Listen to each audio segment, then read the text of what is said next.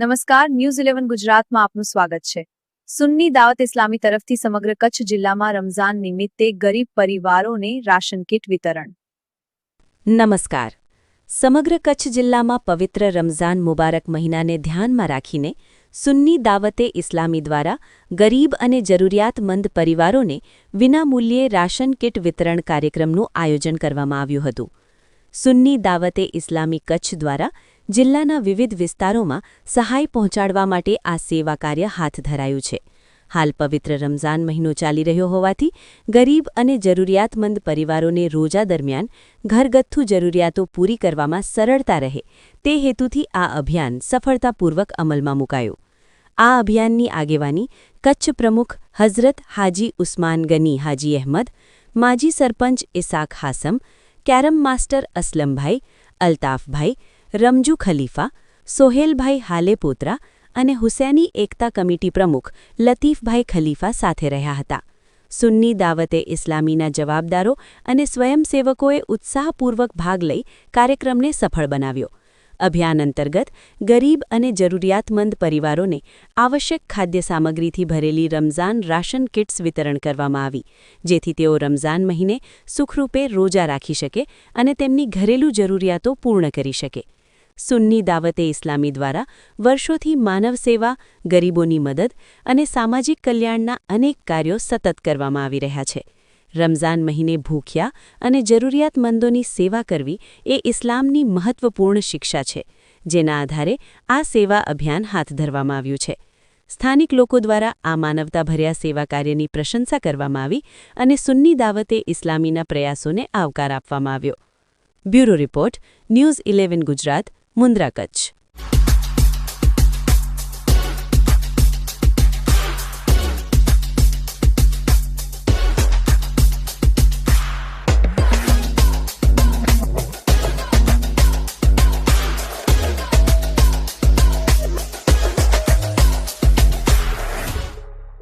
સુન્ની ઇસ્લામી દાવત કચ્છ જિલ્લા તરફથી ખરેખર તેમની ટીમને ખૂબ ખૂબ ધન્યવાદ આપું છું કે હર હંમેશા રમઝાન નહીં પરંતુ દરેક તહેવાર, રાષ્ટ્રીય તહેવાર હોય, બીજા પણ અનેક તહેવાર હોય, આવા તહેવારોની અંદર જરૂરતમંદ, ખાલી મુસ્લિમ નહીં, દરેક ધર્મના લોકોને સેવા કરે છે. મેડિકલ સેવા હોય અથવા આર્થિક રીતે કોઈને જરૂરત હોય, રાશન કીટની જરૂરત હોય, આ ટીમ હર હંમેશા કામ કરતી રહે છે. અને સુંદરપુરની વિસ્તારની અંદર ખરેખર અહીંયા જે જરૂરતમંદ હોય છે ત્યારે મને કહી અને લિસ્ટ બનાવી અને ઘરોઘર જે હાલી નથી શકતા એવા લોકોને ઘરે જઈને પણ પહોંચાડી રાશન કીટ આપે છે.